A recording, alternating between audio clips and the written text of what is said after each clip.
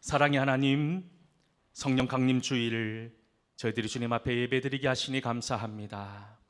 이 시간 성령의 역사가 이 시간 이 자리에 임하게 하여 주시고, 우리가 살아계신 하나님 한 분만을 예배하는 복되고 은혜로운 시간 되게 하여 주시옵소서.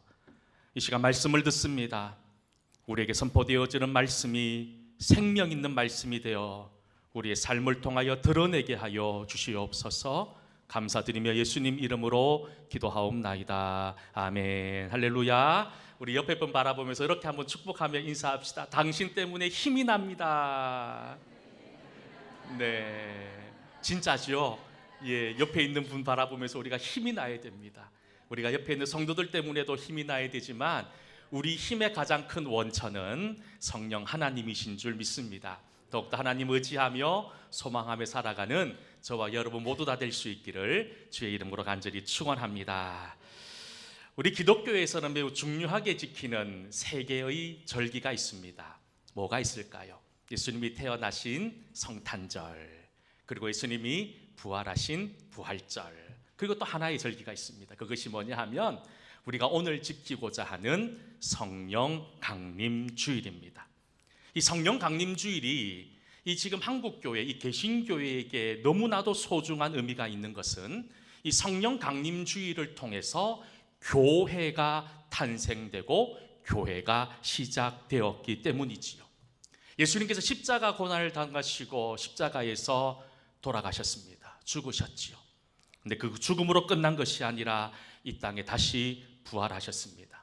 부활하신 이후에 40일 동안 이 땅에 머무시면서 죄악과 이 절망과 좌절과 죄악 가운데 빠져 있는 제자들을 찾아오셔서 그들의 마음을 위로하시고 새롭게 해주셨습니다. 예수님의 부활을 믿지 못하고 방황하고 있었던 도마에게 직접 보이셔서 예수님의 손과 발에 있었던 못자국과 옆구리의 창자국을 보여주면서 부활의 소식을 알리셨습니다. 한 번은 500명의 제자들에게도 나타나셔서 그들에게 새로운 꿈과 소망을 주셨고, 이제 성천하시기 전에 예수님은 제자들에게 두 가지 중요한 명령을 허락하셨지요. 그 명령이 무엇입니까? 사도행전 1장 3절과 4절에 주님이 승천하시는 날 주신 말씀이었습니다. 우리 3절 4절 말씀을 함께 읽어보겠습니다. 그가 고난받은 후에 또한 그들에게 확실한 많은 증거로 친히 40일 동안 그들에게 보이시며 하나님 나라의 일을 말씀하시니라. 사도와 함께 모이사 그들에게 분부하여 이르시되 예루살렘을 떠나지 말고 내게서 들은 바 아버지께서 약속하신 것을 기다리라. 아멘. 두 가지 약속을 주셨어요. 명령을 주셨어요. 그것이 뭐냐 하면 예루살렘을 떠나지 말라라는 것이었고, 또 한 가지가 뭐냐 하면 아버지께서 약속하신 것을 기다리라고 말씀하셨어요. 여기서 아버지께서 약속하신 것이 무엇입니까? 바로 성령이셨다는 겁니다. 그리고 부활하신 주님 40일 만에 하늘로 올라가시고 10일째 되는 날 마가의 다락방에 모인 120명의 초대교회 성도들에게 성령이 강림하셨고, 그 날을 기념하는 날이 바로 우리가 오늘 함께 지키는 성령 강림 주일이라는 거예요. 마가의 다락방에 성령 충만함을 받은 사람들은 어떤 사람들이었을까요? 최소한 40여일, 50여일 전에 그들은 예수님께서 십자가 못 박아 죽으시는 그 순간 모든 것이 끝났다고 생각했던 사람이었습니다. 예수님을 믿었던 자신의 삶을 후회하며 자신들의 삶의 터전으로 돌아가 절망하며 좌절하고 살고 있었던 무기력한 사람에 불과했었습니다. 그런데 그들이 단 50일 만에, 50일도 되지 않은 그 짧은 시간에 완전히 다른 사람으로 변화되고 새로워질 수 있었던 것은 바로 성령의 역사였고, 성령의 능력이 무엇인지를 우리에게 그대로 보여주는 이야기입니다. 이런 성령의 역사는 120명의 성도들에게만 허락된 것이 아니지요. 바울과 같은 핍박자에게도 성령의 역사는 동일하게 임했습니다. 바울에게 임한 성령의 역사로 말미암아 바울은 변화되었습니다. 새로운 사람이 되었습니다. 그리고 그는 복음을 전하는 위대한 선교사가 되어 정말로 주의 복음을 이 땅 가운데 전하는 사명자로 살아갔던 거지요. 우리도 마찬가지입니다. 저와 여러분 또한 어떻습니까? 우리가 이 자리에 앉아 있는 자격이 있으십니까?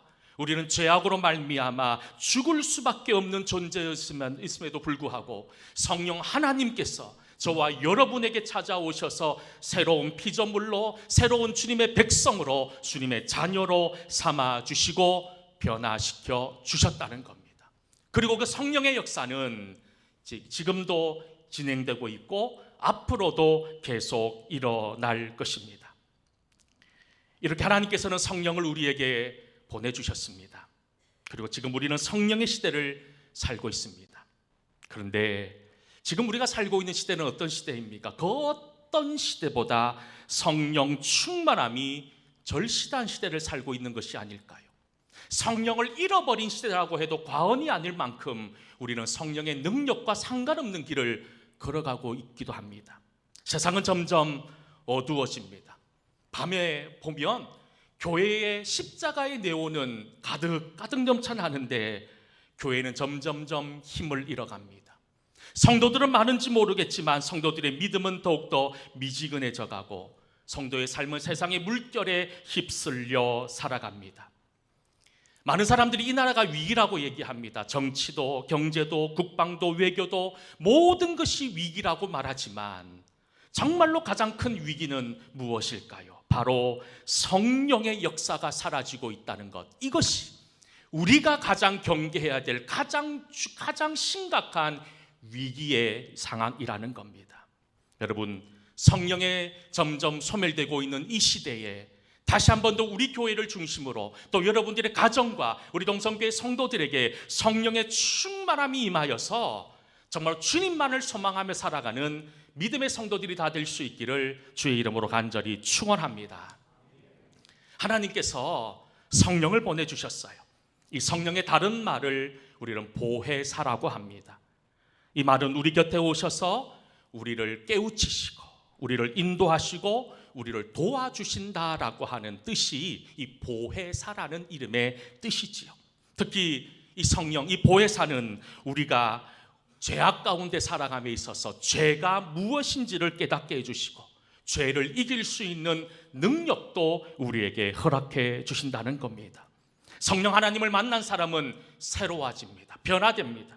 그전까지 세상을 향해 가지고 있었던 시선들과 관심들이 변화되어서 하나님의 것으로, 하나님의 마음으로, 하나님의 눈으로 바라보며 살아가는 거듭난 인생을 살아가는 사람, 그 사람들이 누구냐?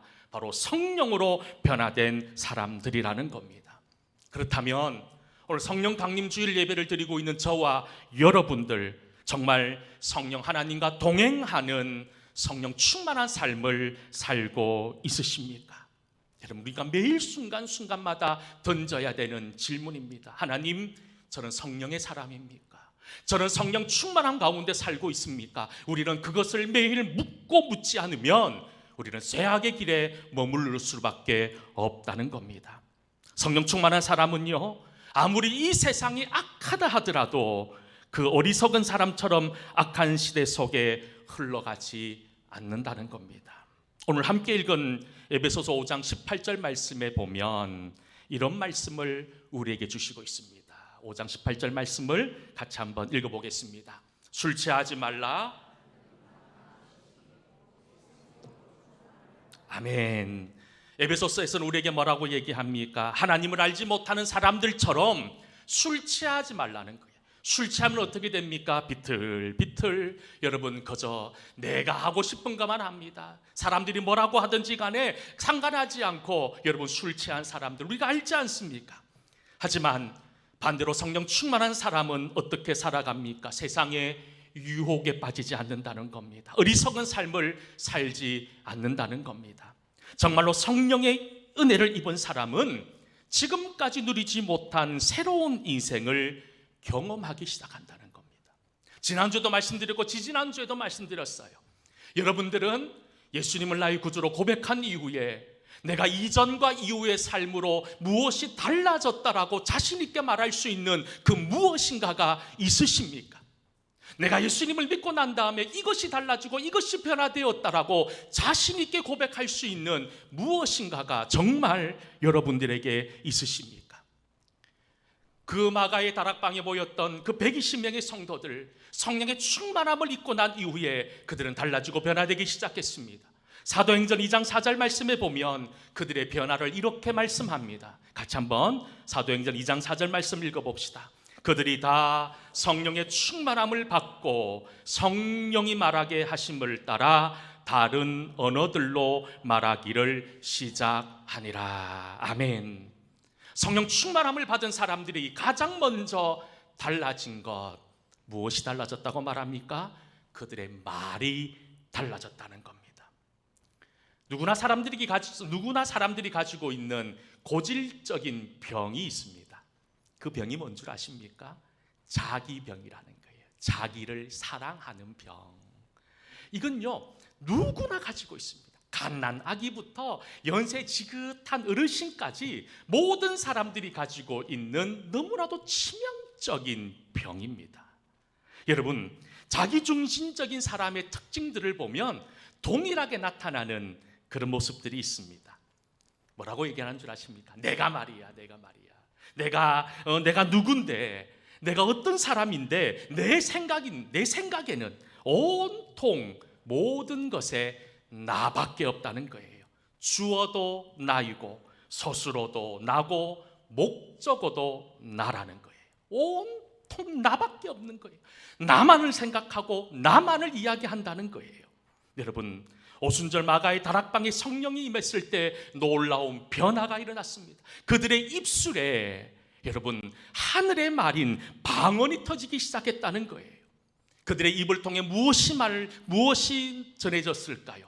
내가 아니라 내가 어떤 사람이었다, 내가 왕년에 어떤 사람이었다, 이것을 말했던 것이 아니라 그의 입술을 통해 하나님의 높으심을 찬양하고 하나님의 존귀하신 영광을 올려드리는 입술로 변화되는 놀라운 입술의 변화가 일어나기 시작했다는 겁니다. 지금 여러분들의 입술은 어떻습니까? 살리는 입술입니까? 죽이는 입술입니까? 위로하는 입술입니까? 아니면 비난하고 상처 주는 입술입니까? 감사하는 입술입니까? 불평하고 원망하는 입술입니까? 여러분, 잘 모르겠어요. 어쨌든 간에 우리는 하나님의 은혜를 입은 사람입니다. 그렇다면 우리의 말이 달라져야 합니다.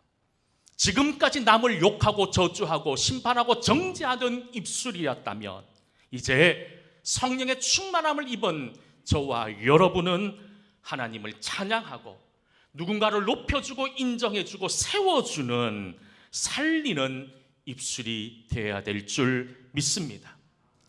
일방적으로 내 말만 하는 입술에서 이제 남의 말을 들어줄 수 있고, 여러분, 내가 하고 싶은 말이 아니라 하나님의 말을 전할 수 있는 변화된 새로운 입술이 되기를 간절히 소망합니다.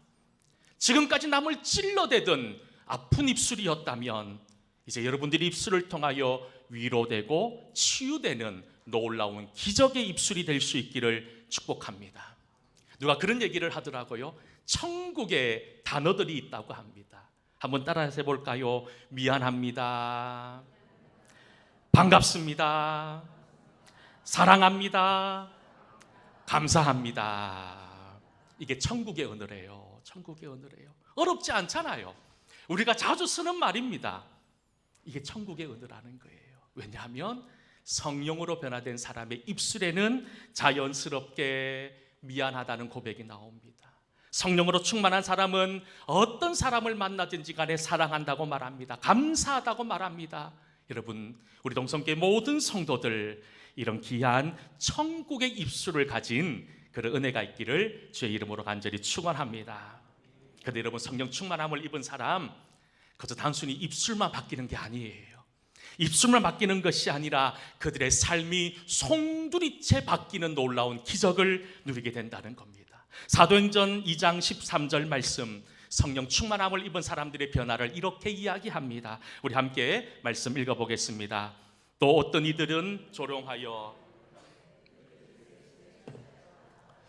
세상 사람들이 보니까요, 성령 충만함을 입은 사람들이 마치 술 취한 사람처럼 보인다는 겁니다. 그런데 그냥 우리가 알고 있는 술을 마신 사람들과는 좀 달라 보이는 거예요. 그래서 뭐라고 얘기하냐면, 사람들이 얘기합니다. 저들이 새 술에 취했다, 새로운 술에 취했다는 겁니다. 여러분, 무슨 말입니까? 새로운 술에 취한 사람처럼 그들의 행동이 변화되고 새로워지고, 세상 사람들이 보더라도 야, 저 사람 좀 이상해, 저 사람 하나님을 믿고 난 다음에 저 사람이 믿음을 가지고 저 사람이 교회를 다니니 좀 달라지는 것 같아, 이전의 사람이 아닌 것처럼 보여져. 여러분, 이 고백은 우리들이 하는 고백이 아니에요. 예배당 안에 앉아있는 우리의 고백이 아니라 예배당 밖에 있는 세상 사람들이, 성령 충만함을 입은 사람들인 저와 여러분들에게 해야 되는 말이고 우리가 들어야 될 소리 아닙니까? 가끔씩 카타쿰에 대한 이야기를 여러분들에게 말씀해 드렸던 적이 있습니다. 요즘은 유명한 관광지가 되었지요. 근데 여러분, 이곳은 그냥 유명한 관광지가 아닙니다. 이곳은 아픔이 있는 곳이지요. 그 아픔이 있는 곳이지만 그곳에는 강력한 성령의 역사와 하나님의 은혜가 충만한 장소이기도 합니다. 로마에 있었던 기독교인들, 로마의 핍박을 피해서 로마에 있는 지하 무덤인 카타쿰으로 숨어들기 시작합니다. 그들은 주님이 주신 그 믿음을 지키기 위해서 안락한 집을 버렸습니다. 믿음을 지키기 위해 목숨을 걸었고 자신이 누렸던 세상의 모든 것들을 포기하고 지하로 숨어 들어갔습니다. 얼마나 절망적이었을까요? 햇빛도 하나 들어오지 않는 깜깜한 지하 무덤 속에서 코를 막아도 느껴지는 그 악취가 가득한 그 지하 무덤 속에서 여러분, 그들은 얼마나 절망했을까요? 근데 여러분, 그들은 절망하지 않았습니다. 그들은 절망하기보다 오히려 여러분 300년이라는 시간 동안 그들은 참고 인내하고 견뎠습니다. 그들은 기뻤어요. 그들은 감사했습니다. 왜냐하면 그들에게 성령의 충만함이 있었기 때문이지요. 그렇습니다. 성령의 능력은 환경을 뛰어넘습니다. 우리가 생각하는 세상의 현실을 뛰어넘는 것이 성령의 능력입니다. 성령의 능력, 성령의 충만함으로 임하면 우리가 가지고 있었던 감사의 이유가 새로워지는 거예요. 많은 사람들이 어떨 때 감사합니까? 내가 세상에 성공하고 출세하고 사람들로부터 높임받고 인정받을 때 우리는 기쁘고 감사하다고 행복하다고 느낍니다. 그런데 성령 충만함을 입은 사람은 그런 것이 없다 하더라도 하나님과 함께함이 우리에게 기쁨이고 은혜고 감사라고 고백할 수 있었던 거지요. 그렇습니다. 성령 충만함을 입은 사람은 감사하게 되는 거예요. 오늘 말씀 에베소서 5장 20절 말씀에 보면 이런 말씀을 또 우리에게 주시고 있습니다. 우리 함께 에베소서 5장 20절 말씀 읽어봅시다. 범사에 우리 주 예수 그리스도의 아멘, 아멘. 여러분, 우리에게 감사라고 얘기합니다. 두 가지 중요한 이야기를 합니다. 누구의 이름으로 감사라고 얘기합니까? 예수 그리스도의 이름으로 감사라는 거예요. 내가 높은 자리에 올라가고 물질의 풍요로움, 건강의 복을 받고 사람들로부터 인정받는 것으로 감사하는 것이 아니라 예수 그리스도의 이름으로 감사하는 것이 성령 충만함을 입은 사람이라고 성경은 말합니다. 그리고 또 말합니다. 그 전에 언제 감사하라고요? 어떨 때 내가 감사하고 싶을 때만 감사하는 것이 아니라 범사예라고 말씀합니다. 이 범사의 의미를 아시지 않습니까? 어떤 상황 속에 놓이더라도 내가 원하는 것이 되지 않고 내가 뜻한 것이 이루어지지 않고 실패하고 병들고 나약해지고 내가 가지고 있는 모든 것이 사라져버린다 하더라도, 내 인생의 모든 상황들이 점점 나빠지는 상황 가운데 있다 하더라도, 내가 실패 가운데 있다 하더라도 범사에 예수 그리스도로 말미암아 감사하는 삶, 이것이 바로 성령 충만함을 입은 사람들이라는 거예요. 여러분, 성령의 충만함, 성령의 역사는 이렇게 우리를 변화시킵니다. 우리를 새롭게 합니다. 근데 여러분, 한번 생각해 보십시다. 그저 성령의 역사가 단순히 저와 여러분을 내면적으로나 우리의 삶 속에서 새롭게 하기 위해서 이 땅에 오셨느냐? 그게 아니라는 거예요. 주님께서 우리에게 성령 충만함을 주셔서 우리를 도와주시는 분명한 이유가 있을 겁니다. 그것이 뭐냐? 우리가 잘 알고 있는 사도행전 1장 8절에 우리에게 성령 충만함을 주시는 이유를 이렇게 말씀합니다. 우리가 너무 잘 아는 말씀이잖아요. 같이 한번 읽어봅시다. 오직 성령이 너희에게 임하시면 너희가 권능을 받고 예루살렘과 온 유대와 사마리아와 땅끝까지 이르러 내 증인이 되리라 하시니라. 할렐루야. 이겁니다. 오늘 성령 강림주일이잖아요. 성령께서 저와 여러분들에게 여러분 불처럼 바람처럼 임한 이유가 무엇입니까? 하나님의 증인 삼기 위해서라는 거예요. 거저 나만 잘 믿고 나만 행복하고 나만 건강한 믿음 생활하고 하는 그것이 아니라는 거예요. 그것 포함해서 그것과 함께 가장 중요한 사명이 뭐냐? 바로 내 증인이 되는 사명이라는 겁니다. 여러분, 지금 여러분들은 예수님의 증인의 삶을 살고 있으십니까? 증인의 삶을 살기를 축복합니다. 우리가 흔히 이 한국교회의 이 어려움들을 이야기하면서 1907년 평양 대부흥 운동으로 다시 돌아가자라고 말하는 분들이 많이 있지요. 1907년은 성령의 운동이었습니다. 성령의 역사가 일어나는 시간이었습니다. 그런데 성령 이 대부흥 운동이 일어나기 전 한국교회의 실상이 어떠했는지 여러분 혹시 아시는가요? 교회사를 배우다 보면 1907년 이 평양 대부흥 운동이 일어나기 전 한국교회의 참담함을 이렇게 이야기합니다. 한국에 들어와서 선교사로 섬겼던 하디 선교사님의 기록에 의하면 그가 한국 땅, 한국 교회들을 순례하고 돌아와서 가슴을 치며 통곡하며 기도했다고 합니다. 그의 기록에는 이렇게 남아 있습니다.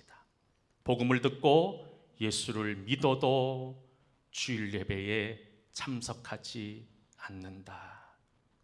예배 시간에 하나님 앞에 온전한 예물을 드리는 사람도 없다.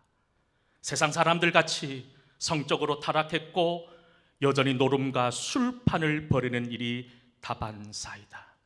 공금을 횡령하는 일도 이곳저곳에서 들려온다. 특히 교인들끼리의 다툼은 말할 수 없을 정도로 심각하구나. 이것이 하디 선교사가 바라본 한국교회의 실상이었습니다. 우리 또한 비슷하지 않습니까?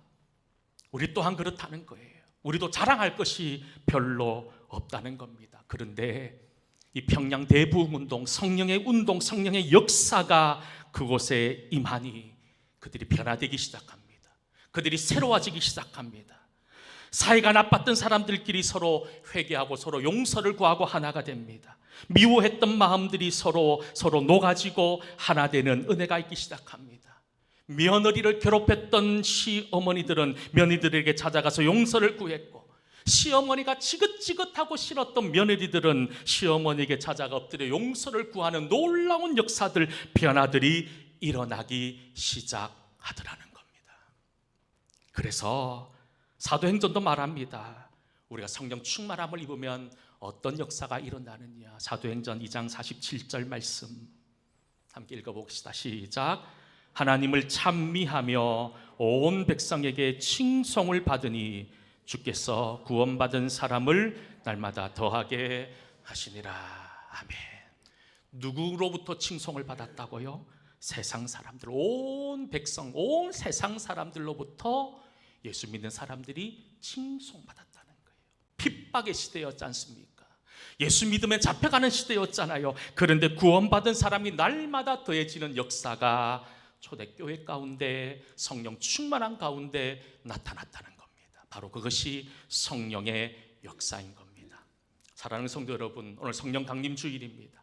잃어버린 성령의 충만함을 회복하기를 축복합니다. 그리고 주님과 함께 놀라운 증인의 삶을 살아가는 저와 여러분 모두 다 될 수 있기를 주의 이름으로 간절히 축원합니다. 우리 함께 찬양 드리겠습니다. 찬송가 228장